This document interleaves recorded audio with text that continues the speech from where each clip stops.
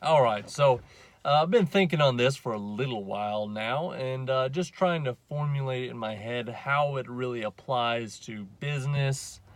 More specifically, how it applies to my business. It obviously applies to business. You've probably heard the saying. The saying is, to go fast, go it alone. To go far, go with someone.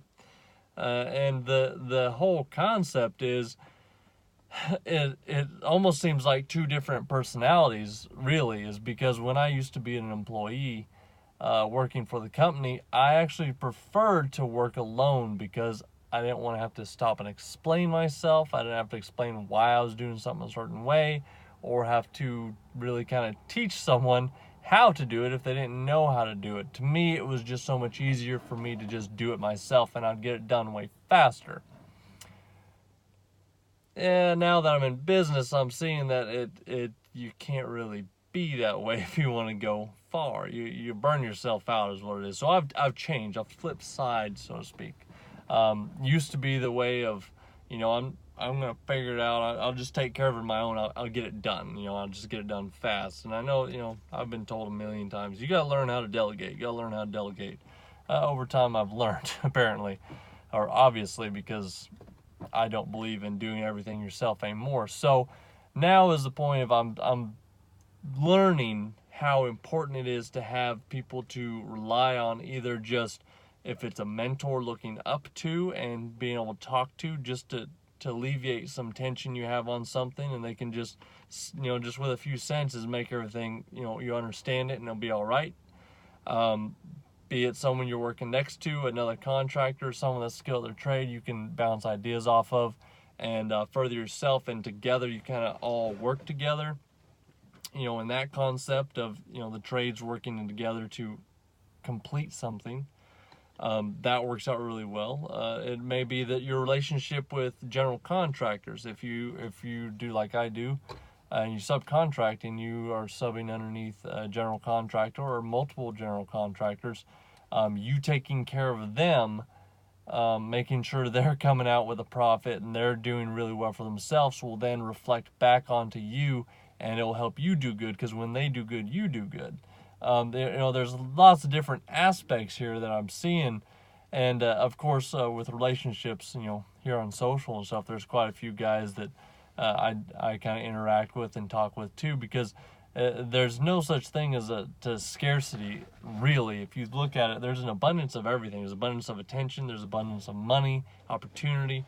You just have to go after it. So when you go into opportunities, look at everything that you can add to help others in a way that you're all benefiting, and everyone's going to grow with that. But as soon as you cut that out and you say you're going to do it by yourself, you're just going to, do it alone, you want to go fast, you're really going to just kind of cut your own throat, I believe, because it comes to a point where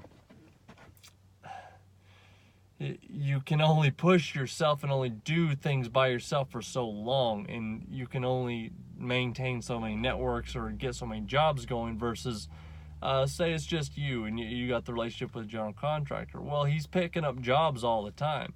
If he remembers to call you, you've taken good care of him, he'll take good care of you. So you're underneath the hood welding all the time. You don't have to think, man, I gotta be working on getting more leads, gotta get more leads.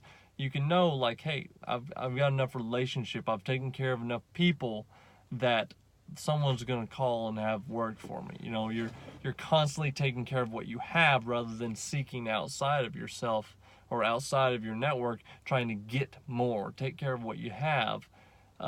Spend a lot of time, at least 60% in my opinion, on what you have, and 40% on trying to get more leads or new customers. But it all comes into start looking at things as doing things together with someone.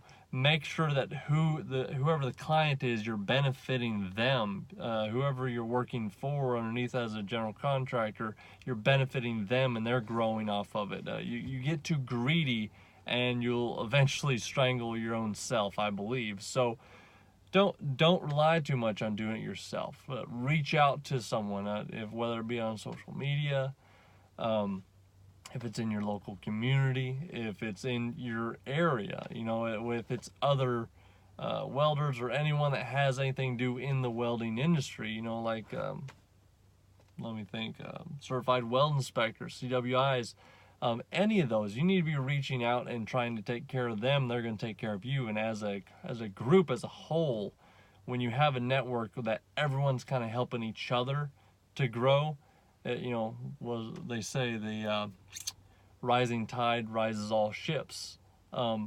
Get with that. I really believe that it's going to help you in the long run. Don't just be that lone wolf out there, because you're going to be pushing a long time and it's really lonely. Things start picking up whenever you help other people get everything they want first, and then you get what you want. I think that was Zig Ziglar that said that, but it's a good one. You know, help everyone else get what they want, and in the end, you'll end up getting what you want most, because that's just how business works. Especially, you gotta remember, when you're in welding, mobile welding, you are a welding service. You're supposed to be there as a service, and we've talked about it before. So, don't be a lone wolf. Start networking. Start getting a team around you, whether you hire on people or you start working with people to make sure they're succeeding, and by their success, you too will also succeed. I hope you enjoyed today's subject. If you got anything to add, please do. I always like hearing from you guys. You have a great day, as always. I'll talk to you later.